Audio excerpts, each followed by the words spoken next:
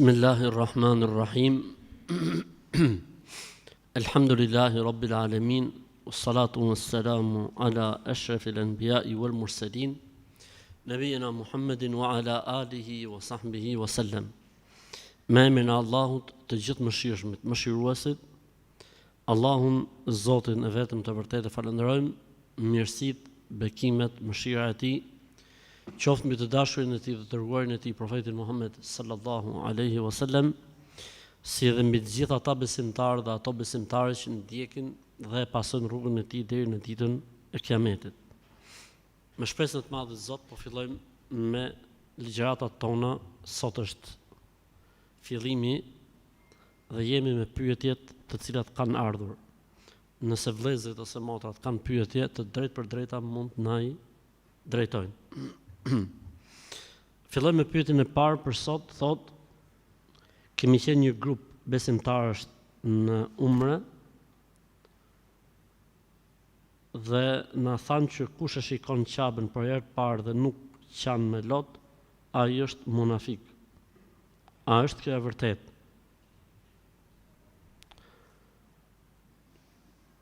Nuk është e vërtetë kjo gjë, s'ka të bëjë fare. Dikush mund përmallohet, dikush mund të preket, dikush e përjeton në një formë tjetër. Dhe s'ka të bëjë kjo as pak me hipokrizin apo me munafiklikun. Nuk ka të bëjë fare. Pra, pse dikush nuk qan kur shef Ka'ben për herë të parë, kjo nuk do të thotë se është me iman të dobët, as nuk do të thotë se është hipokrit, as nuk do të thotë asgjë. Çdo njeri ka përjetimin e tij për Ka'ben e madhmueshme, dhe se këta njerëz faktikisht është mirë të denoncohen në polici ose në prokurori.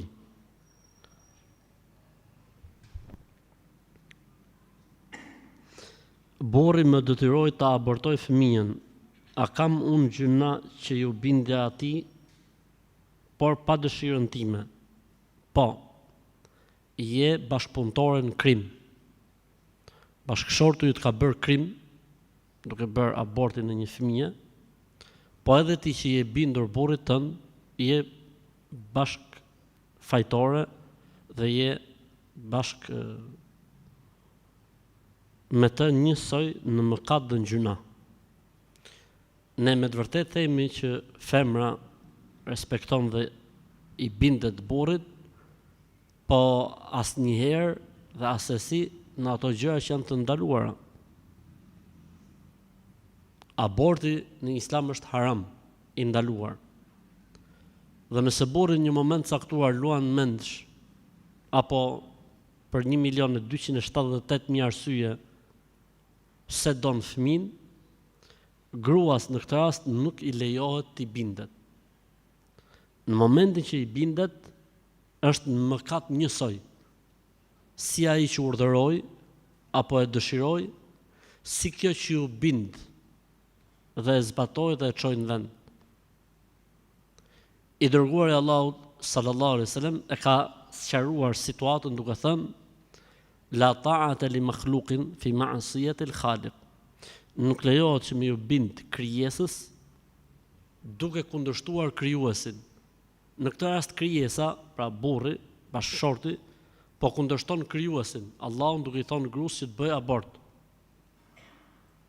Në këtë rast e ka haram gruaja që t'i bindet burrit. Nëse i bindet, është bashkëpunëtore me të në krim. Allahu na ruaj. Në shtëpinë time kemi piktura të varura në mure. Dhe ju dëgjova juve një ditë në këto ligjëratat e mbas namazit që kur ka piktura të varura në mure me shpirt frymore, nuk hyn me lajket. Mirë, po si t'ja bëjmë me gjyshen time, është 75 vjeçare. Unë mendoj se në situata të tilla është mirë që mos me kriju konflikt. Gjyshja është mirë në këtë moshë që ka të mësoj shahadetin, thot la ilaha illallah Muhammed Rasulullah, po falin ai namaz, po than ai dhikr, është mirë gjyshja. Kështu që mos e ngacmo gjyshen ke pikturat fare, mos e prek tek pikturat. nëse bën sadaka thot për të vdekurin, si për shembull një pus, a merr dhe ti shpërblim që bëre sadaka për të vdekurin? Po, padyshim. Po shpërblimin kryesor e merr personi për cilin është bërë pusi. Po edhe ti që po e bën këtë kontribut, merr shpërblim. I dërguari Allahu sallallahu alaihi wasallam ka thënë: "Ad-dalu 'ala al-khayri kafa'ili." Ai që bëhet shkak për një të mirë është njësoj si bërësi i të mirës. Në këtë rast, padyshim që edhe ky që e bën sadakan për të vdekurin, padyshim që merr shpërblim. Ke Zoti nuk humb asgjë, te Zoti nuk humb asgjë. Edhe kjo bamirësi dhe dëshira jote për të shpërbly gjyshja, baba, nona, vllai, motra, fëmia, dëshira jote për të shpërblyer dikush me paratë tua, nuk e humb Zoti, nuk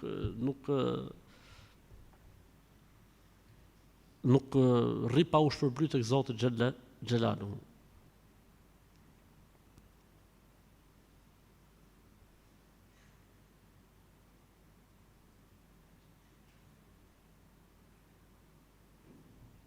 Thot, kemi debatën në shtëpi, thot, dhe më thot vjera, shkele Kur'anin që të besoj, shkele bukën që të besoj.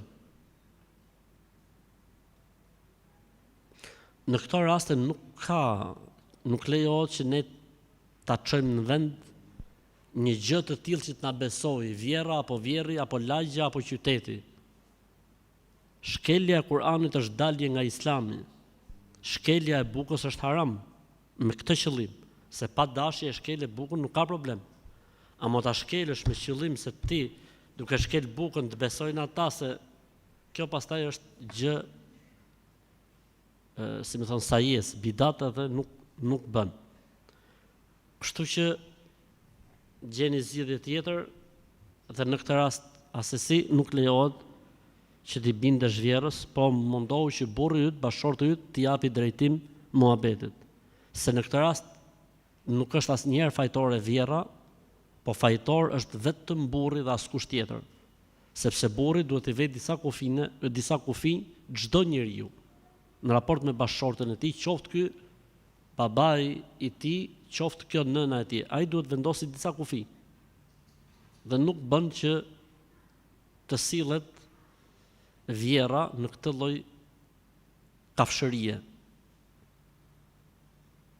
A lejohet vetvrasja me qëllim për të shpëtuar jetën e dikujt tjetër? Jo. Vetvrasja është gjithmonë haram dhe e ndaluar. Dhe nuk mund të justifikosh ti humbjen e jetës tënde se duhet të shpëtoj jetën e dikujt tjetër. Kjo është lojë e shejtanit. Po mirë, po ata të cilët punojnë bodyguard që ruajnë njerëzit dhe mund të rrezikojnë jetën e tyre, kjo nuk është vetvrasje. Kjo është punë që ka brenda risk. Kjo është gjë tjetër, nuk ka lidhje me pyetjen fjalë. Jetoj në veri të Londrës dhe 2-3 ditë në javë më duhet të udhtoj për studime në qendër të Londrës.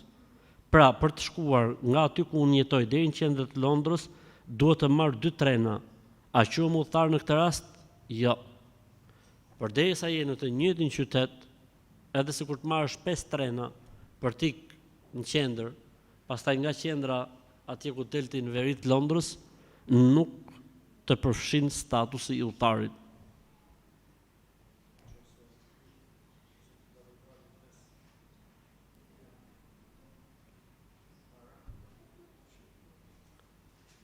Ne nuk e lejmë pyetje që ndërtohen mbi pyetjet, po megjithatë po bëjmë një përjashtim. Sepse kemi interesin e ujit.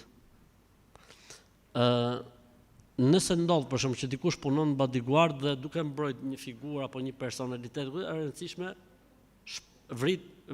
vritet ky. Ky inshallah konsiderohet dëshmor. Sepse është vrarë padrejtisht.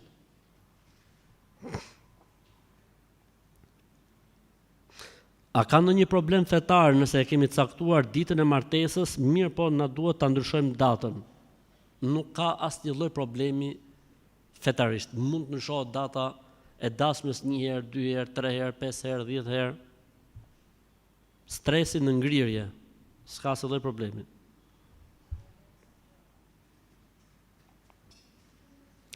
Faktikisht ka ardhur një pyetje, unë po e lexoj pavarësisht se më duket si pyetje e epokës së bronzit. Vjera dhe kunata thotë marrin gjërat që bëjnë në shtëpi dhe i hanë fshehurazi nga dhomat e tyre dhe thonë nuk i kemi ngrënë ne. Nuk ulen asnjëherë në tavolinë me ne kur hajm ushqim si familje.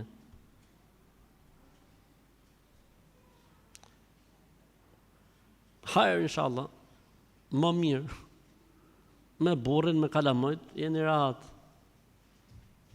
Kështu që stresin në ngrirje. Fute stresin në ngrirje dhe mos e vrit me në fare. Hajër inshallah. Pra ne tash pyetje e epokës gurit, akoma ka kështu njerëzish për të çudit. A thua vallë ekzistojnë akoma këto lloj. Kam vajzën 2 muajshe dhe dua t'ja pres tojt, mirë po kam dëgjuar ose më saktë më kanë thënë që s'duhet t'ja presësh tojt se bëhet hajdute.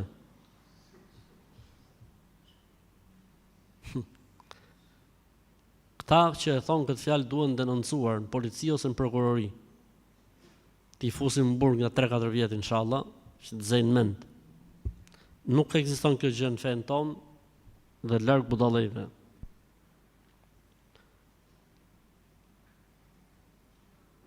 Përse vizitat tek varri i profetit sallallahu alaihi wasallam, këtë po e them nuk e ka thonë pyetja ose pyetja.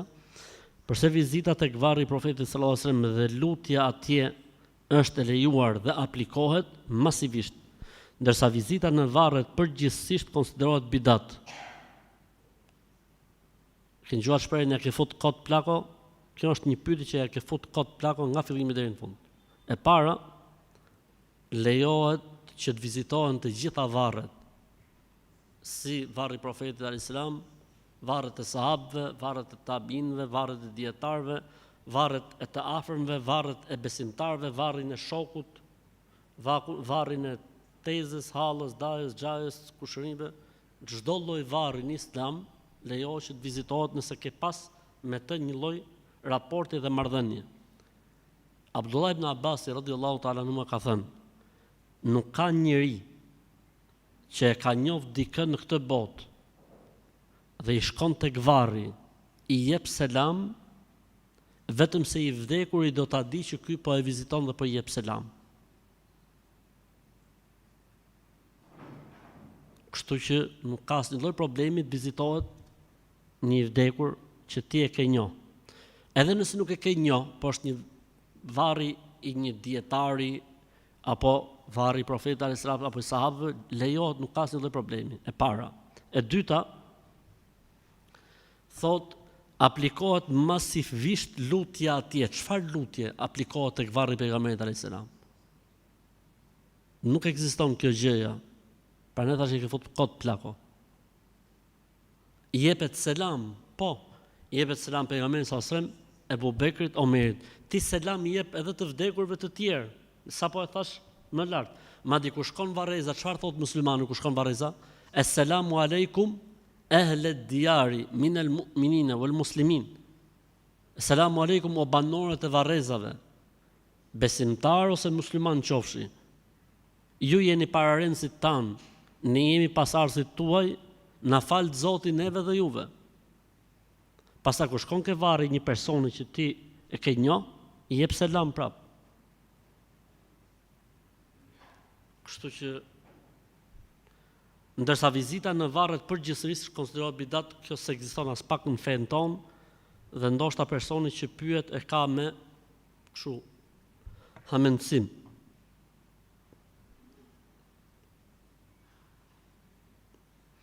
Më ka ndruar jetë babai dhe atë ditë që bëheshin veprimet që i bën xhenazët, dikush pyeti: a e ka pas kryer synetlikun? Dikush tha jo. Dhe në atë moment foli dikush tjetër dhe tha: duhet i thym gishtin e madh të kamës djath.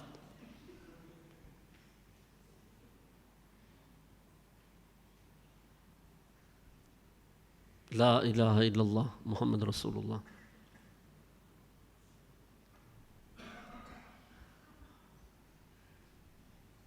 Ej, Zoti i madh, alhamdulillah. Nëse i men këta njerëz, hajde t'i denoncojmë. në polici t'i fusin për burg. Si thyet këmba gishti të vdekur se s'është bërë sunet. Ja po ta bëjmë sunet mas vdekjes. Ej Zoti im, la ilaha illallah. Ignoranca është problem shumë i madh. Ignoranca dëmton shumë shnetin popullor. Vallaj, për Zotin. Burri më thotë se kur të bëhemi me fëmijë e kur të filloj punë me një rrogë tamam fikse, do të jap dhe atij një pjesë të rrogës së tij që ta kemi për familjen. Dhe burri këtë gjë ma bën detyrim dhe nuk e lën në dorën time. Pra, nëse dua t'jap ose jo.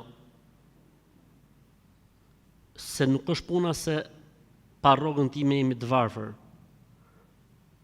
Ndërkohë që unë kam dëgjuar disa hoxhallar që thonë gruaja nuk i jep lekët burrit e marr rrogën për vete. Këta hoxhallarët që mund ta kenë thonë këtë fjalë, inshallah e kanë pas një lloj justifikimi, por nuk ja kanë qelluar as pak. Në Islam ka dallim mes pasurisë së femrës dhe kur ajo punon mas martesës. Pasuria e femrës e fituar me trashëgimi ose ka biznese të mëhershme dhe i menaxhon ajo. Çdo pasuri e femrës është e femrës dhe s'ka të drejtë burri dhe bashkëshorti ta përvetsojë. Kjo është e vërteta. Dikush këtë të vërtetë e çon edhe tek pjesa e rrogës. Faktikisht që nuk funksionon. Pse? Sepse ne jetojmë në bazë të një tradite dhe zakoni mbi të cilën ndërtohet jeta tek ne. Dhe ky zakon dhe kjo traditë mbi të cilën ndërtohet jeta tek ne është që burri dhe gruaja bashkëpunojnë me rrogat e tyre për të mbajtur familjen. Dhe ka një rregull në Islam që thotë tradita dhe zakoni konsiderohet pikë referimi. Pra merret në konsiderat tradita dhe zakoni. 1. E dyta, dalja e gruas për të punuar lejohet pa lejen e burrit apo jo në Islam? S'lejohet në Islam. Pra duhet patjetër në miratimin e burrit. Edhe burri thotë, do me punu ti gru, po. Ky është kushti. Pra nuk ka asgjë që bie ndesh me Islamin në këtë pjesë. Përveç se nëse gruaja vën kusht, në fillim dhe i thotë, "Gjon do të punoj?" A je dakord që të punojnë? Po. Mirë, unë po punova, do ta marr rrogën për shembull. Është gjë tjetër nëse ja thotë qysh në fillim. Nëse burri thotë, "Po, dakord, ti mund të punosh, po është ky kushti." Atëherë duhet me ecë me traditën dhe me zakonin dhe se kushti i vënë nga burri që rroga të kthehet në familje apo një pjesë e saj të kthehet në familje është kusht i saktë dhe i drejtë. Nëse gruaja nuk është dakord, mos dalit punoj. Trisim mret nesh ke shtëpia vet. Si princesh. Ja etiha rizquha min kulli mekanin. I vjen furnizimi në shtëpi nga të gjitha nahit, nga të gjitha krahët, edhe e ka stresin gjithmonë në ngrirje. S'ka nevojë as me dal herët, as me shku në orar, as me ik në orar, as me mor leje, as me pa shefin, as me pa shefen, as me shku atje, as me dal atje, mbret të resh. Do me punu. Burri thotë, dakord, do të punojsh, po kështu. Fjala e burrit në këtë rast është ligj, dhe se këta hoxhallar nëse kanë fol dikush, unë nuk e di këtë thon dikush, nuk ja kanë qelluar. Me gjithë respektin dhe dashurinë që kemi për të gjithë hoxhallarët pa përjashtim.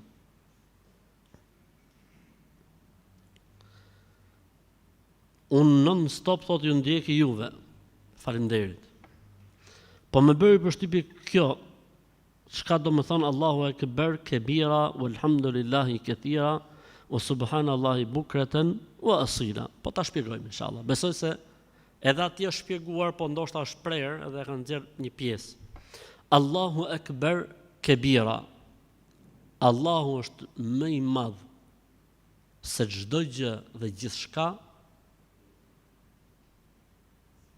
për gjithmonë, për herë. Elhamdulillahi këthira, falënderimet dhe lavdët takojnë Allahut pafundësisht. O subhanallahi bukratan wa asila, i dëlir është i madhi Zot dhe i lavdruar sa herë gëdhin edhe ngrys. Kështu që ky është kuptimi. Okej, është pas apo përshtypje. A del gruaja nga nikahu nëse e tradhton burrin? Sepse kur është bërë një herë pyetja për burrin, nëse e tradhton gruan, keni thënë që nuk del nga nikahu. Nikah çfarë do thot kuror? Jam pyetur, thot, më përpara, nëse burri e tradhton gruan, a prishet kurora, prishet martesa? Keni thonë jo, thot për burrin.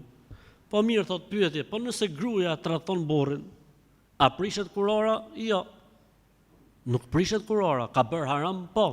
Ka bërë gjuna? Po. Ka rënë në një mëkat të madh? Po. Prishet kurora? Nuk prishet kurora. A prishet nikahu? Nuk prishet nikahu. Është i njëjti gjykim si për burrat dhe për gratë, shpresoj të jesh shqetësuar.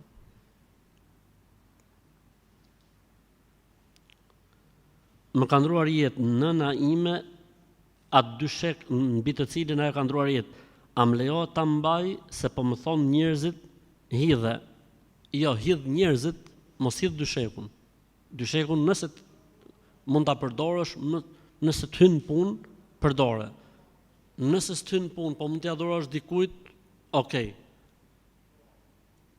Me majt kot aty për muze s'bën. Kurse njerëzit thonë hidhe se s'bën me majt, janë të lidhur me ato muhabetet sepse keqe stecën marr, ikën mërësia, ato këto janë muhabete telenovelash. A është e vërtetë që nëse një robë është bërë me papastërti dhe e mbajmë aty për 3-4 muaj quhet e pastër? Jo. Ka një mesele, ka një çështje në librat e fiqhut që thuhet at-taharatu bil istihale, pastrimi me humbjen e gjurmës. Për shembull, është një tapet. Dhe fëmia për shembull në këtë tapet ka urinuar. Dhe e morin tapetin e lejmë në shi. I bjerë shiu, i bjerë dielli, i bjerë shiu, i bjerë dielli, e zejnë, dhe pastrohet, lahet dhe i humbet gjurma, humbet gjithçka. A bëhet e pastër? Nëse më të vërtetë humbet gjithçka, po. Ama duke nejtë aty, sikur 17 vjet me majt tapetin me urinë sipër, ajo aty rrin, nuk është se humbet dhe zhduket. Kështu që duhet larë dhe duhet pastruar. Në shumë vende të Evropës është trendi që të digjen trupat e të vdekurve dhe pjesa e mbetur nga trupi prej kockave shihet dhe jepet në vazo familjarëve ose vendosen në një mural për të vdekurit. Cili është gjykimi i Islamit? Absolutisht nuk lejohet në Islam. Në Islam besohet se shenjtëria e trupit të vdekur është njësoj si shenjtëria e trupit të gjallë. I dërguari i Allahut sallallahu alaihi wasallam ka thënë, thyrja e kockës së njeriu të vdekur është njësoj si thyrja e kockës së njeriu të gjallë. Pra nuk lejohet. Madje subhanallahu, Islami shkon aq thellë kur flasin për ujin e xhenazës. Dikush prej interpretuesve thot uji i ftohtë është më i mirë. Dikush thot uji i nxehtë për pastrimin e xhenazës është më i mirë. Prej gjërave të bukura që kam gjetë është thot lahet me atë lloj uji që ka pas qejf kur ka qenë i gjallë. Nëse ka qenë tip që kishte qejf ujin e ftohtë, ashtu lahet. Nëse ka qenë tip që kishte qejf ujin e nxehtë, ashtu lahet. Nëse ka qenë tip që kishte qejf ujin mesatar, ashtu lahet. Duke u nisë tek hadithi që unë përmenda. Në Islam i vdekur i lahet, pastrohet, parfumoset, qefinoset. Ku guxon në Islam me djeg njeriu, nuk ka.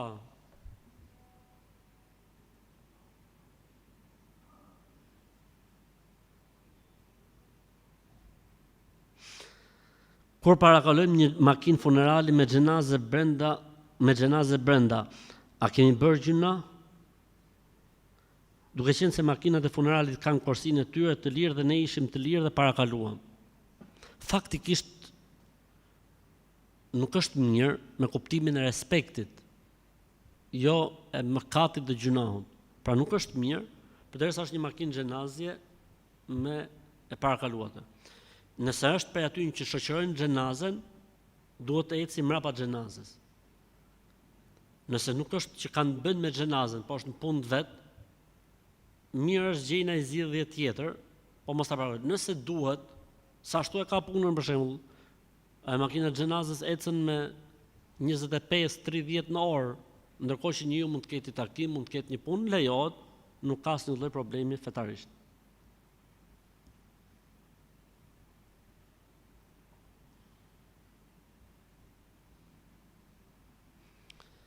A lejohet abdesi me qerpik që i vendosim me extension që zgjasin 1 muaj? Nuk lejohet në Islam. Nuk lejohet. Për 2 arsye. Se extensioni është ndaluar dhe e dyta ka probleme për abdesin. Nuk lejohet. Jam bërë operacion dhe kur kam bërë operimin kam qenë me cikël. Cikli më ka ikur mirë, po nuk mund të lahem dot sepse e kam plagën tek barku dhe nuk duhet lagur barku. Merr tejemum. Mos u laj, po merr tejemum. Si merr tejemumi? Got diçka me duar, nuk është kushtjet dhe, bismillah, fërkon fytyrën, duart edhe je okay.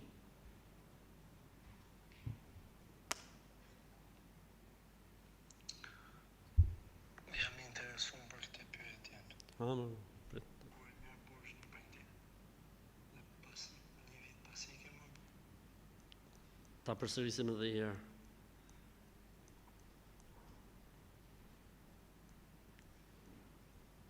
Sa programe të hapura, alhamdulillah. Atëherë ta djem. Okay. Selam aleikum habibum.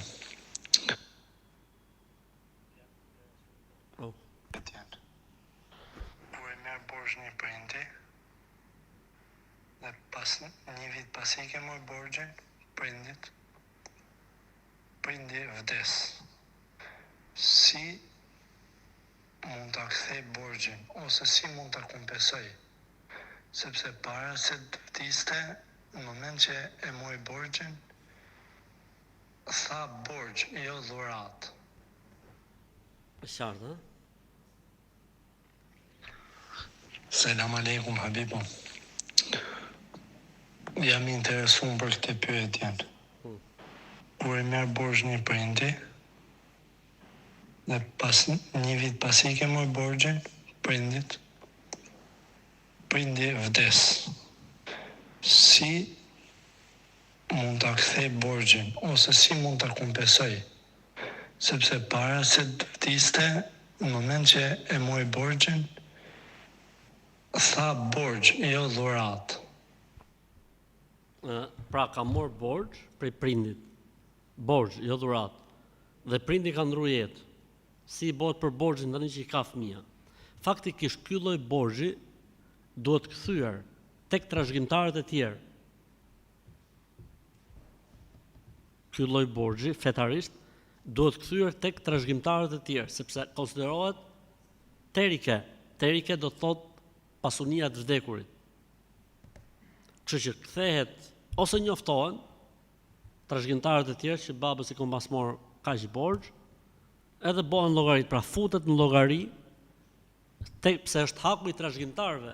Pra nëse deri dje ishte haku i babës, me vdekjen e babës nuk ka humbur borxhi. Dhe kjo vlen për të gjithë borxhlit. Me vdekjen e borxhliut nuk ka humbur borxhi. Përkundrazi obligohesh tu adorzosh këtë borxh trashëgimtarëve. Çfarë ka të bukur këtu? Madhështia e Islamit. Domethënë nuk humb borxhi, borxhi është shumë i rrezikshëm. Nuk luhet me borxhin. Edhe nëse vdes personi, ti obligohesh ta shlysh borxhin. Jam shtatzën në muajin e 6 dhe fillova të bëj disa blerje për beben, por disa më thonë që nuk është mirë të blesh gjëra para se të futesh në muajin e 9. A është kjo vërtet? Mos i ngjot gjithë njerëzit, as gjysmat dhe as një fare. Nuk ka asnjë lloj problemi fetarisht që ti të përgatitesh qysh përpara, nuk ka asnjë lloj problemi fetarisht. Kto që thonë nuk bën një tas me llallë me pak krip ta pinë 3 herë në ditë. Një familjar imi merret me lule, por tek vendi që çon mishit i thonë që një model lulet na e sill shpesh sepse ecën shumë, pasi njerëzit besojnë se kjo lloj lule i sill bereqet begati.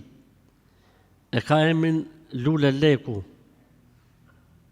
dhe e mbajnë për ta sjell bereqet. Tani deshtëm me dita lejohet neve ta çojmë më këtë lule te këto dyqane, edhe pse ne nuk e kemi miell me atë qëllim për të fituar nga ignoranca e njerëzve, por për të fituar lek halal. Sepse çdo mund kësaj lloj luleje ja bëjmë me halal. Së pari unë do të kisha qejf ta shifsha këtë lulen e lekut. Ëndër e kam që ta shoh herë si është kjo lulja e lekut. Kjo faktikisht duhet quajtur lulja e budallëve,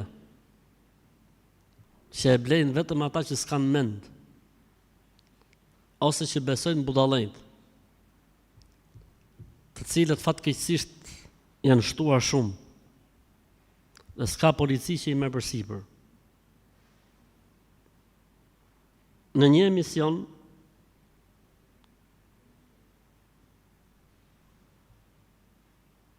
është thënë se shpirtat e vdekur vinë në studion kur po mbahet emisioni. Mbi atë që quhet rimishërim. Nona, e keni gjuar është nona, filoni është nona, edhe këta që bëjnë kështu muhabete me shpirtat e thrasin shpirtat, janë nona. Dhe më thonë mashtrojnë njerëzit nëpërmjet xhinëve, edhe njerëzit janë njisha për të hongër petlla. Njerëzit janë njisha për të ngrënë petulla.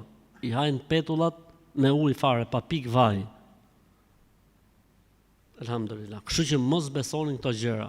Ne muslimanët nuk besojmë në rimishërim, nuk besojmë në kthimin e shpirtrave, nuk besojmë në transformimin e shpirtrave, nuk besojmë se kthehen, nuk besojmë se mund të komunikosh, nuk besojmë se mund t'i thrasësh. Të gjitha këto janë muhabete xhindësh. Tallen këta bashkëpunëtorët me xhindët, tallen, s'do me thonë atë fjalën tjetër, tallin vetullat me ignorantët, me të paditurit.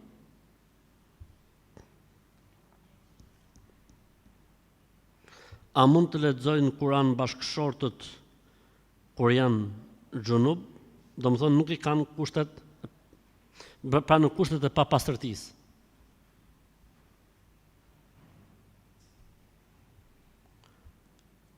Mirë është që kur lexohet Kur'an të jemi të pastër.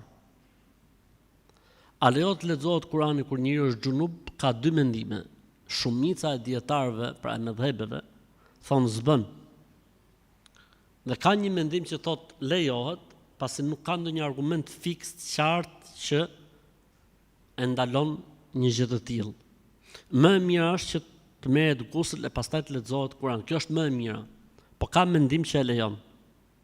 Unë për vete nuk jam fort i qetë me thonë që s'bën, ose është haram. Nuk kam gjetë argument që mbind. Të gjitha argumentet që obligojnë abdesin apo guslin janë argumente të diskutueshme. Nuk u nis nga ajeti la yamassuhu illa al-mutahharun e kështu me radhë. Dhe unë mendoj gjithashtu se kjo ngjarja të qenit xhunub dhe mundësia për të lexuar Kur'an ka ekzistuar në kohën e pejgamberit sallallahu alajhi wasallam. nuk ka asnjë transmetim të qartë. Pra kjo është një ngjarje e përditshme pothuajse. Dhe logjikisht duhet të kishte trajtesë. Logjikisht duhet të kishte trajtesë. Pra një çështje kaq e madhe, kaq e rëndësishme nuk mund ndërtohet me një hadith të dobët.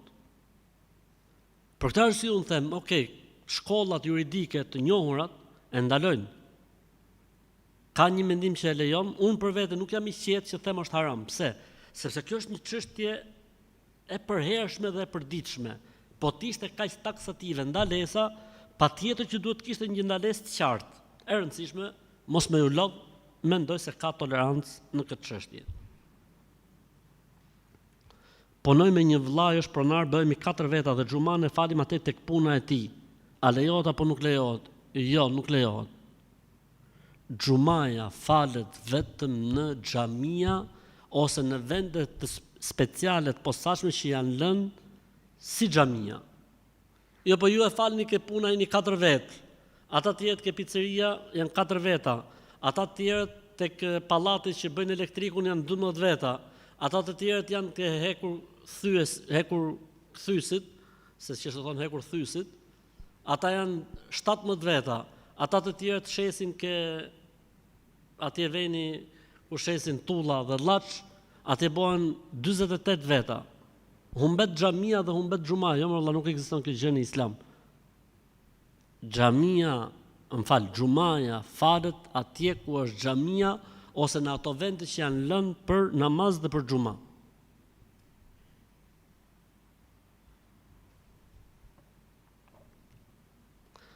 Bashkëshorti im ka rënë në dashuri me një femër tjetër dhe ajo ka rënë në dashuri me bashkëshortin tim. Po normalisht, po patra ky ka radhë ajo. Unë vazhdoj të bëj shumë dua që Allahu të na i bashkojë sërish zemrat. A mos po bëjmë mëkat unë që kërkoj të ndahen ata të dy? Kjo quhet pyetje budallaqe në kuptimin pozitiv të fjalës. Për çfarë doa të bësh ti për shembull? Bësh doa Zot e merr burrin atë grun tjetër. Në i bë burri 2, po ashtu do thoshte Zot, largoje burrin nga harami. O Zot, largoje burrin nga kjo.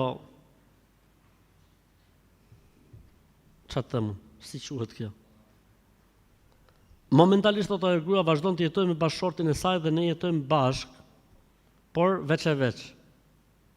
Unë ndërkohë kam filluar të fal shumë namaz natë dhe bëj shumë dua.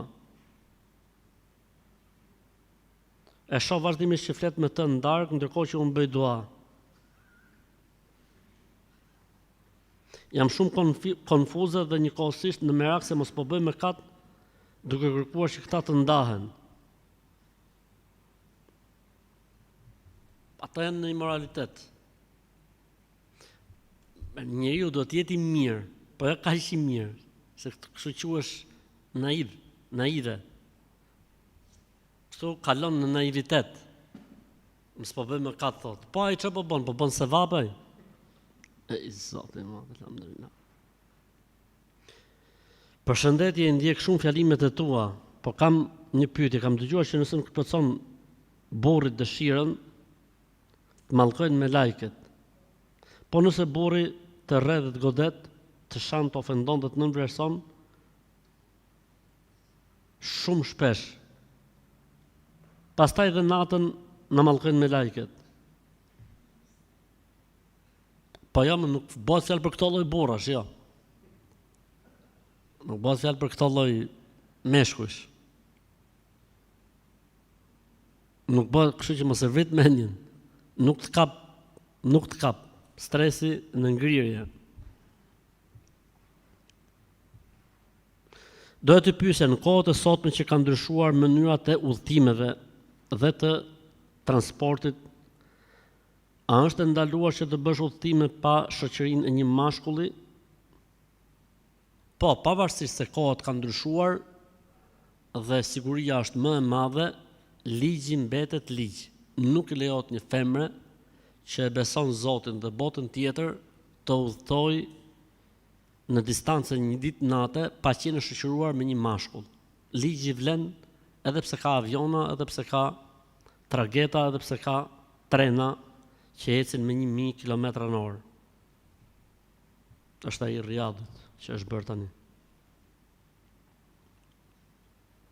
Nëse njëri ka humbur një gjymtyr në jetën e kësaj bote, si do të jetë në botën tjetër? Inshallah taala i plotësuar. Nëse është besimtar, në botën tjetër do të jetë i plotësuar, pra nuk do të ketë sakat në xhenet, nuk do të ketë handicap në xhenet. Njerëzit në xhenet janë të përsosur. Allahu na bëf për xhenetlitë. Na sero të lutem për ditëlindjen e pejgamberit ton Muhamedit alayhis salam, se e pash një postim, a nuk është shirk? Po sa rond për Zotin. Si që nga shirk o burri dhe unë? Si që nga shirk? Ditëlindja e pejgamberit sa nuk është shirk. Diskutimi është bona apo s'bona e tjerë. Pas ka thonë askush në Islam shirk.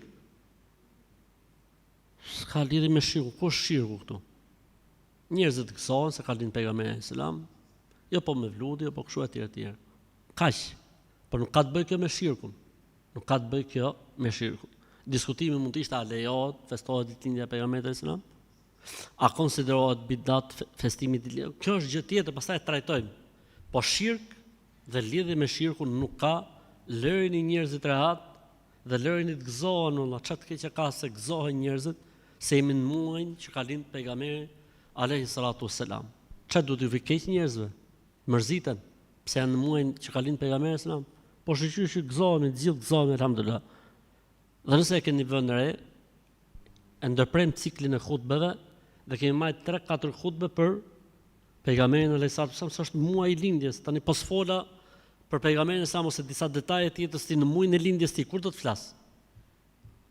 Kështu që hajë inshallah. Nga njëherë i kemi mshu disa gjonave që ndoshta zoti më shohin fort dhe si kemi mshu ca gjërave që duhet i mshohin fort. Mendoj se për këtyre tematikë që është mshu fort dhe në rënu në mshim është dhe puna e me vludit që vinë deri dhe kjo lloj pyetje, a është shirk thot. Cili është komenti më i saktë i ajetit të mëposhtëm në surën Nur? Kurse femrat e vjetra të mbetura të cilat nuk shpesojnë më për martesë nuk e kanë mëkat të heqin mbulesën e tyre, por duke mos treguar ato pjesë të trupit ku vjen stolit. Mirë, po që të përmbahen është më mirë. Allahu di dhe dëgjon gjithçka. A do të thotë kjo se femrat duhet ta heqin hijabin kur plaken? Jo. Jo. Për çfarë kuptimi ka ajeti? Femra në Islam, si për rrobave të zakonshme vesh një gjë plus, që quhet pardesy, që quhet si mund të quhet manto. Femrat që janë në moshë të madhe, të moshuara, pra në moshë të tretë, siç përdoret në gjuhën moderne, lejohet që këtë mos ta veshin, po të dalin për shembull me fustan, apo me një këmishë të gjatë edhe me fund deri në fund këmbëve.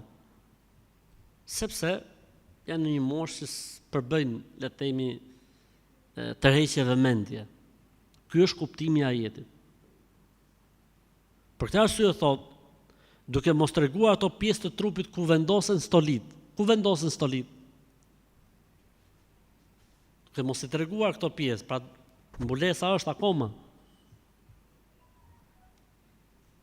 Nëse një çift janë martuar kur nuk kanë qenë të udhëzuar dhe pas disa vitesh janë bërë të dy të udhëzuar dhe praktikues të Islamit, a lejohet që kaq vonë gruaja t'i përcaktojë mehr burrit dhe duhet ai ta plotësojë? Jo. Ka ikur vapa me gushtin. E ke marrë merin. Në atë kohë ka dhënë ai ty dhurata. Jo po unaz, jo po vath. Keni dalë bashkë, keni ble dhomën e gjumit, e ku dëgjon kështu muhabet, çdo kohë ka mehrin e vet. Mehri është dy llojesh në Islam. Mehri i përcaktuar duk këtë dhe mehr që kthehet në traditë dhe në zakon. Në kohën e zamonit ka qenë Sikur ato i çojta ju nazën, i çojta vathet, i çojta në varse, edhe dilshin bashk, bleshin dhomën e gjumit bashk gjys për gjys, edhe dasmën e bëshin vetë, etj. Ai është Meri. Kështu që selam aleikum. Ka ik prej dore. Ja dhe një nga këto shkencëtarët e rrjeteve sociale thot: nuk duhet të vishni rrobat e dikujt tjetër ose t'u jepni të tjerëve, sepse merrni ose transmetoni energjitë e tyre. Para se dhuroni diçka, pastroni me krip për të ruajtur energjinë tuaj. Futi tas lall termik me pak krip, mrena dhe i çik ujë edhe pije 3 herë në ditë se të kthjellon. Kjo gjëja është vetëm kur ti ke merak se mund të bëjnë magji në rrobat e tuaja, për shembull. Po ashtu pse do të japsh ti veshin tjerët? A ke merak se mos bëjnë magji? Mos e jep fare. Nëse ke merak, laj. Nuk është kripa, se ekziston kripa në larje. Laj në lavatriçe, hekurosi dhe jepja dhurat. Ose ti veshit i përdori. Kur ti sjelli, bëj të njëjtën gjë. Futi në lavatriçe, laj, hekurosi, pastaj vishi. Dhe stresi gjithmonë duhet jetë ku në ngrirje, minus.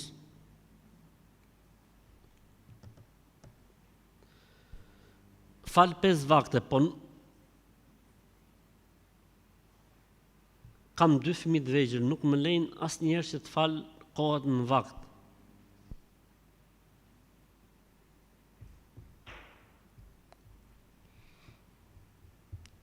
Pyetje e pa analizueshme, pra nuk ka kompjuter në botë, nuk ka inteligjencë artificiale, ChatGPT që ta merr përsipër këtë pyetje. Kam 2 fëmijë, thotë, s'falem dot në kohë. Po me pas 10 ti për shembull. I bjerë që mos më u fal deri në vdekje, mos më agjëru, se ke fëmijë. Çfarë lidhje ka kjo punë? Ne kemi përparësi në jetë. Kënaqësia e Zotit, namazi është prioritet në jetë. Dhe çdo gjë duhet të rregullohet në këtë program, që është namazi. Se ashtu thot dikush nesër gjë, thot unë jam punë, s'falem dot. Dhe vjen dikush tjetër dhe thot gjë, unë jam të pi kafe, s'falem dot. Jo më zotni, ti duhet të rregullosh punët, duhet ta rregullosh jetën tënde, duhet të rregullosh gjithçka në koordinim me kë, në koordinim me namazin. Si t'i largojmë vezveset që kanë bënë me shëndetin, duke bërë të kundërtën e asaj që të thojnë vezveset. Ka njerëz që janë të fiksuar ke pastërtia. Ka njerëz që janë të fiksuar ke djersët. Ka njerëz që janë të fiksuar ku dëgjon tek rrobat, bëj të kundërtën. Mos i kushton rëndësi fare. Pra vezveses fiksimit, mos i kushton rëndësi. 1. Bëj të kundërtën e asaj që thot fiksimi. Bëj të kundërtën e asaj që thot fiksimi. Vetëm kështu mund të shpëtosh, përndryshe vrim në ujë do të bësh gjithë jetën. Jam në një hall të madh nga një hoxh, jam në një hall të madh nga një djalë o hoxh. E keqja është se kam qenë në klasë me të, ai mua më do, por unë nuk e dua atë. Ai ka sjellë si një fëmijë. Nuk le vajzë pa ngacmuar dhe ndihem shumë siklet kur ai më ngacmon. Më tregon një dua, thot, që ta bëj atë të më lërë rahat. Ti këtë shqetësim që ke duhet e thush babit tënd, familjes tënde. Dhe ata duhet patjetër të thrasin familjen e tij, ta thrasin djalin, edhe kështu rregullohet puna, duke bërë sebepet. Dua bëjti si dush dhe sa dush. Po kështu rregullohet problemi. Nëse ai pastaj prap vazhdon i bëhet denoncim në polici, edhe merr zgjidhje problemi një herë e përgjithmonë.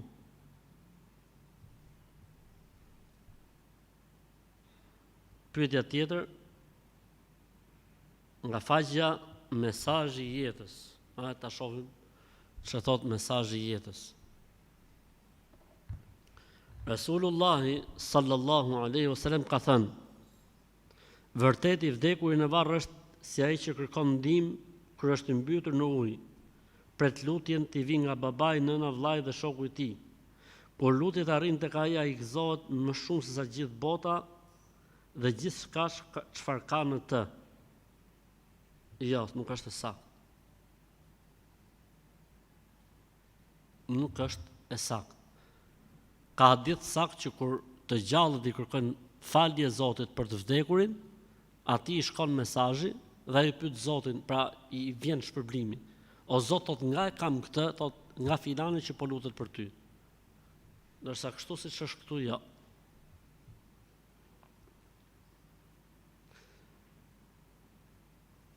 Po debatoj për arsye se unë nuk i besoj manifestime që shkruaj në letër mendimet e tua dhe pastaj digje letrën, për ato çfarë ke shkruar do të realizohen, por duhet jetë hëna e plot. Besytni. Pra çfarë thot, çfarë dëshire ke ti? Do të bëhem kryeministër, do të bëhem ministër mbrojtje, ministër i arsimit, do të kem 10 milion euro. I shkru ke letra, kur tjetë hona e plot, thot, e djeg. Kryeministër, president, miliarder, milioner. Pralla. Këto quhen pralla me mbret. Pra ne larg atyne. E dini vetë ju muhabetin. Sa më larg atyne se ju bëjnë si vetja.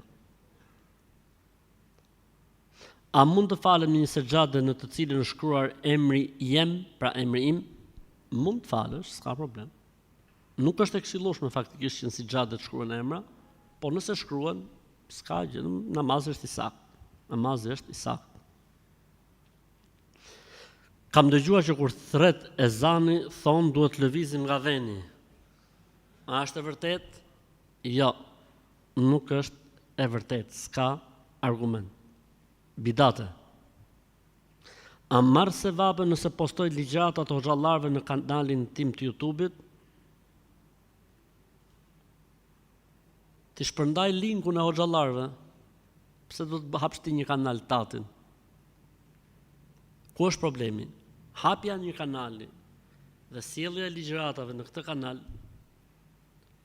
cili je ti që mund ta bësh këtë gjë për zgjedhjet?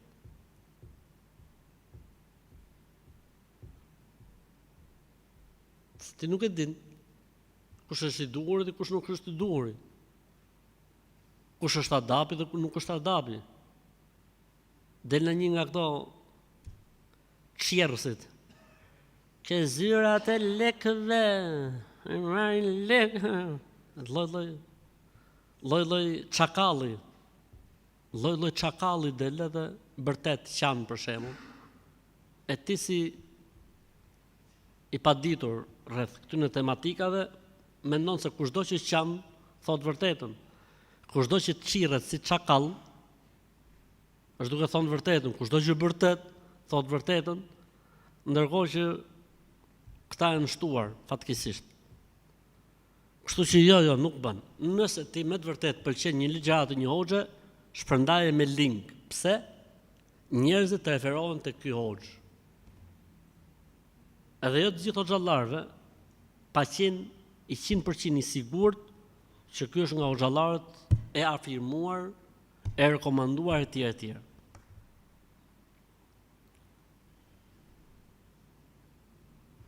Bashorti im fal vetëm një vakt dhe një mikesha jon fal 5 vakte. Tha që është gjuna të falësh vetëm një vakt. Po 5 o hiç.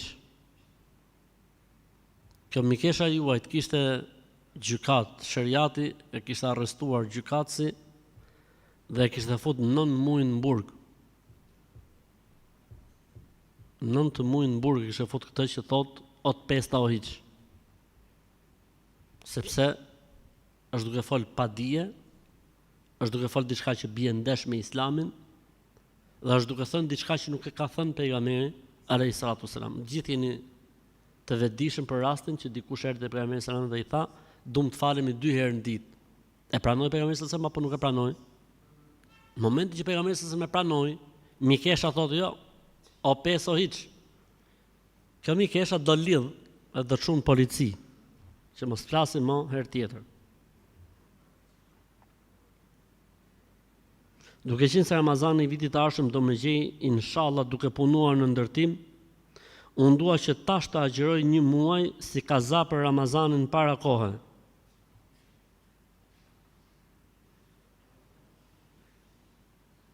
Dhe kur të vi muaj Ramazan, mos ta agjërojmë që do të jem në punë. Futi të falme dhe namazëve të vëlla.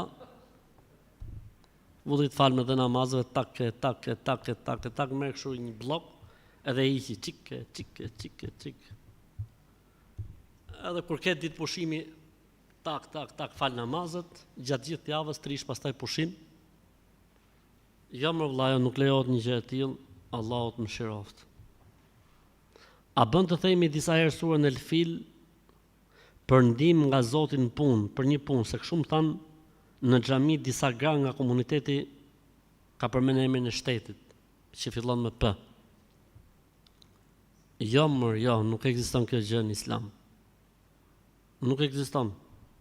Surja Fil është elhamdullah nga Kurani, por nuk ekziston që të kesh nim lexo kaq herë surën Fil, nuk ekziston, nuk është askund.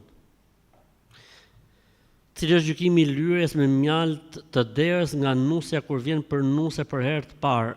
Cila është domethënia e kësaj gjëje në Islam? Domethënia në Islam është larg budallëve, sa më larg. Kjo është domethënia. Çfarë lidhje ka kjo punë? Paganizëm. Po pse e bën? Di pse e bën? Kur vjen nusja në shtëpi për herë të parë, i bin poçin e mjaltit dhe e fut 2 gishtat aty, tak lart, tak anash, që t'i shkoj jeta mjalt. Që është ditën e tretë fillo boksi. Kështu që kjo gjë është paganizëm, faktikisht nuk ekziston në Islam, por çfarë të bëjmë? Janë shtuar shumë. Kam një hall me nënën sepse gjithmonë falet vetëm ulur dhe nuk ngrihet prej vendi as pak, edhe pse nuk e ka të nevojshme një gjë të tillë. Dhe e vendos gjithmonë kokën në tavolinë ku ha ushqimi. I them që e ke gabim, thotë e di vetë punën time, mos u përzi.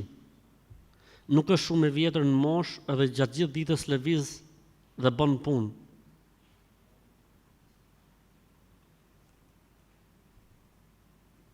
Çfarë të bësh, mendja është gjë e modhe, ka thonë ai burri i moçëm, ka thonë mendja është gjë e madhe. Nonës do t'i thuash kështu, ka thonë hoxha, i bja këtë që po them unë tani, ky lloj namazi nuk pranohet nga Allahu. Që njeriu ta fali farzin ul pa arsye nuk pranohet nga Allahu xhalla xhelalu. Kështu që thuj nonës, merre me lëng se mishit ka marru.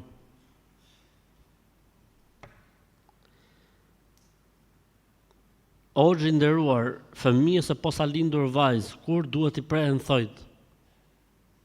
Kur t'i rriten? S'ka kohë të saktuar, kur ta ketë nevojshme, pritjani. E para fundit, ja dhe kjo në ka ardhur nga një portal, nga këto të çmendurit e lagjes, portali i seksionit të çmendurit e lagjes. Hajde ta shohim çfarë thotë. Para se të formoheshe në barkun e nënës tënde, Allahu ty të tregoj gjithë jetën nga lindja deri në vdekjen tënde dhe të pyeti, nëse doje ta jetoje këtë jetë kështu në tokë kur të vish 77 herë. Ndërkohë ti je përgjigjur po 77 herë. Kjo tregon se ti ke parë diçka që ja vlen të jetosh.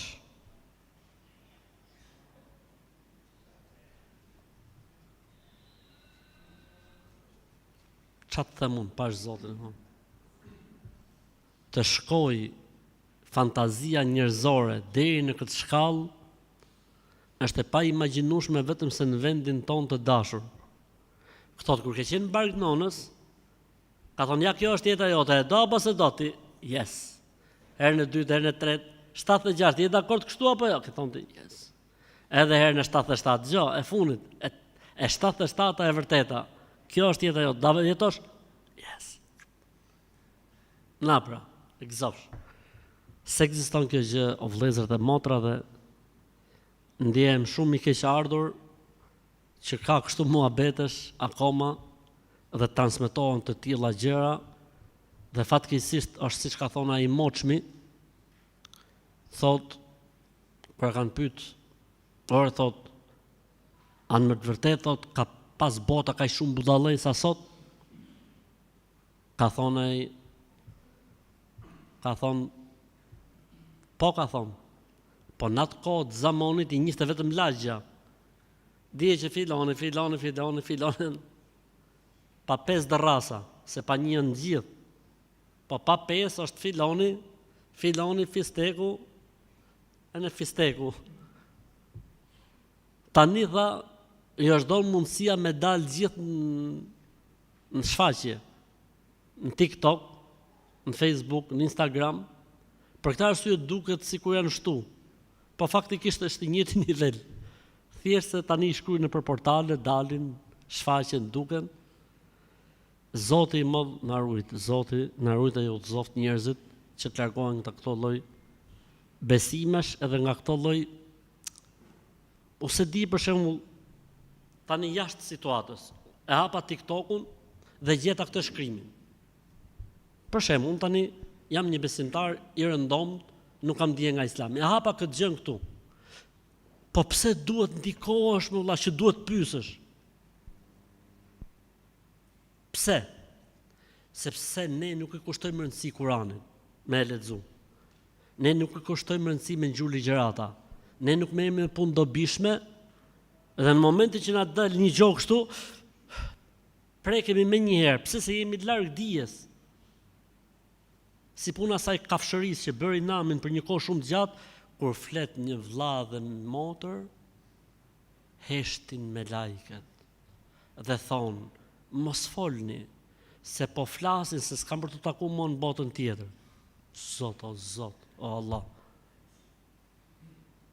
O bot trend më la, mund t'jetë bo kjo pyetja këtyne me lajkeve që s'flasin, kur flet vllai me motrën, mund t'jetë bo 300 herë, Allah, 400 herë. Njerëzit kanë prirje të ndikohen nga çdo gjë, ndërkohë që ne nuk funksionon kështu gjëja. Si funksionon gjëja? Fal namaz, lexo Kur'an, lexo libra të dobishëm, ngjohu xhallarët, pse ti duhet të hapsh çdo gjë dhe të ndikohesh nga çdo gjë? Hajr inshallah, Zoti na falt dhe na mëshiroft, pra edhe kjo na doli flusk sapuni, nuk ekziston askund.